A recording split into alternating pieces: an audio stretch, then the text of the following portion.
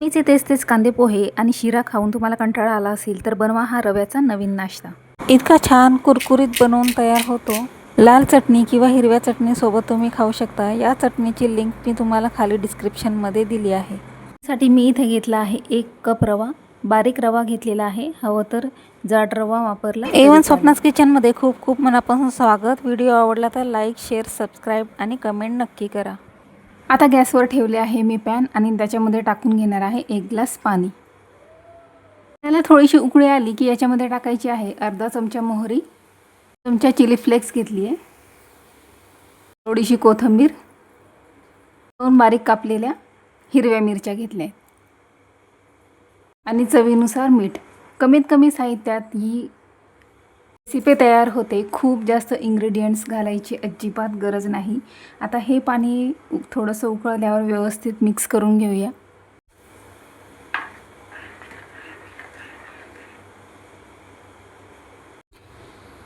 आता याला हलकीशी उकळी आली आहे। याच्यामध्ये आपण रवा घेऊया। यासाठी मी 1 रवा घेतला आहे, पण पूर्ण रवा एकचदा टाकायचा नाही।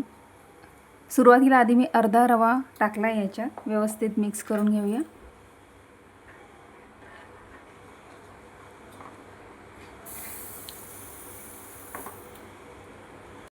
रव्याच्या एखाद्या वेळेस गुठळ्या होऊ शकतात, म्हणून संपूर्ण रवा मी एकचदा न टाकता अर्धा अर्धा करून टाकला आहे। आता हा अर्धा रवा मी चांगला व्यवस्थित याच्यात मिक्स करून घेतला। आता राहिलेला रवा पण याच्यात टाकून व्यवस्थित मिक्स करून घेणार आहे। जसं की आपल्या सर्वांना तर माहीतच आहे, रवा खूप पटकन पाणी शोषून घेतं।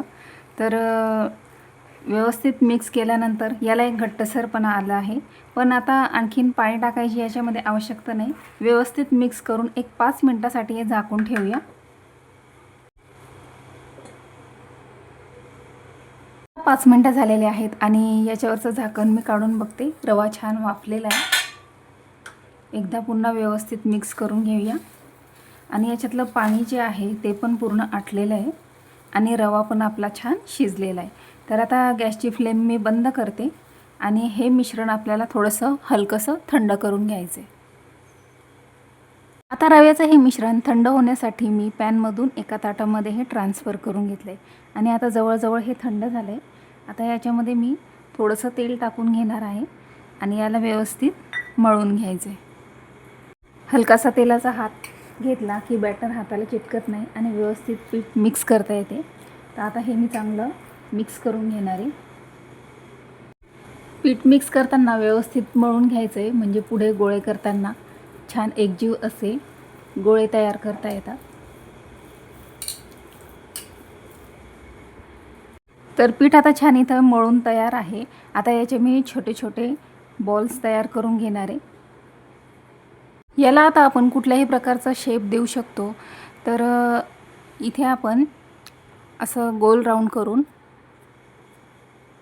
असा टिक्कीचा शेपसुद्धा देऊ शकतो, पण मी इथे छोट्या छोट्या रिंग्स बनवून घेणार आहे। त्याच्यासाठी असं बोटाने छोटंसं होल याला पाडून घ्यायचं। असं लहान मुलांना असं काहीतरी वेगळं दिसलं तर खूप आवडतं, त्यामुळे या शेपचं मी बनवते। गोळा मी परत तुम्हाला करून दाखवते। हाताला आधी थोडंसं असं तेल लावून घ्यायचं, म्हणजे छान व्यवस्थित शेप देता येतो। खूप जास्त तेल लावायची गरज नाही। अगदी थोडंसं तेल हाताला लावून घेतलं आहे आणि व्यवस्थित असा गोळा मळून घ्यायचा आणि त्याला असा शेप देऊन घ्यायचा। तर अशाच प्रकारे आता सगळे बॉल्स मी इथे बनवून घेणार आहे। अशा प्रकारे सगळ्या रिंग्स मी बनवून घेतल्या। दुसऱ्या बाजूने पण ही व्यवस्थित याचा शेप देऊन घ्यायचा आहे। छान आणि पटापट इयरिंग्स बनवून तयार होतात। सहसा मुलं सारखं सारखं तेच भाजी पोळी खाऊन कंटाळतात, तेव्हा अशा वेळी तुम्ही हा नाश्ता बनवून त्यांना देऊ शकता, टिफिनलाही देऊ शकता।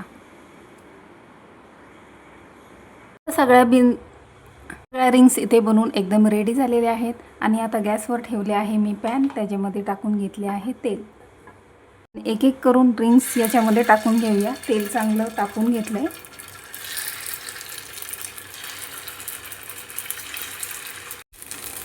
आणि आता गॅसची फ्लेम मी कमी करते आणि छान क्रिस्पी होईपर्यंत हे रिंग्स तळून घ्यायचे। हा नाश्ता तुम्ही लाल चटणी, हिरवी चटणी किंवा टोमॅटो सॉस सोबत एका बाजूने हे छान झालेले दिसत आहेत। याला मी उलटून घेते।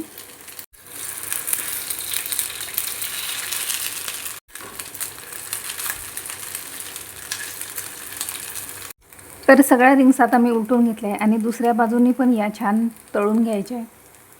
चांगलं तापलं आहे. आता एक एक करून या रिंग्स मी तेलामध्ये सोडून घेते.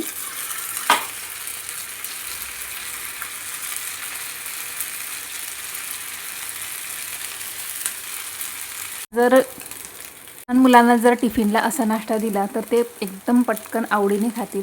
आता एका बाजूने मी हे झालेले दिसत आहेत. आता मी यांना उलटून घेते.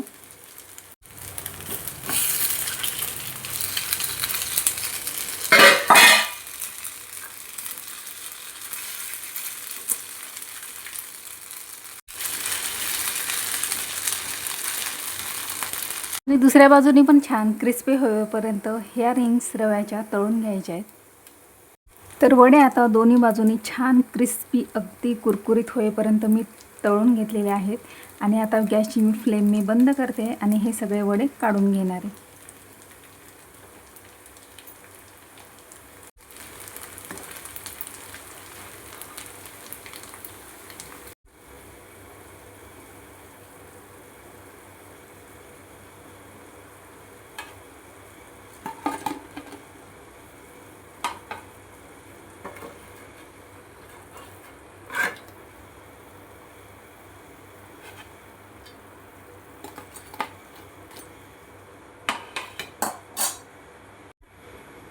तर दुसरी बॅच पण मी याच्यात टाकून छान रिंग्स क्रिस्पी होईपर्यंत तळून घेतले आहेत. आता या पण मी काढून घेते.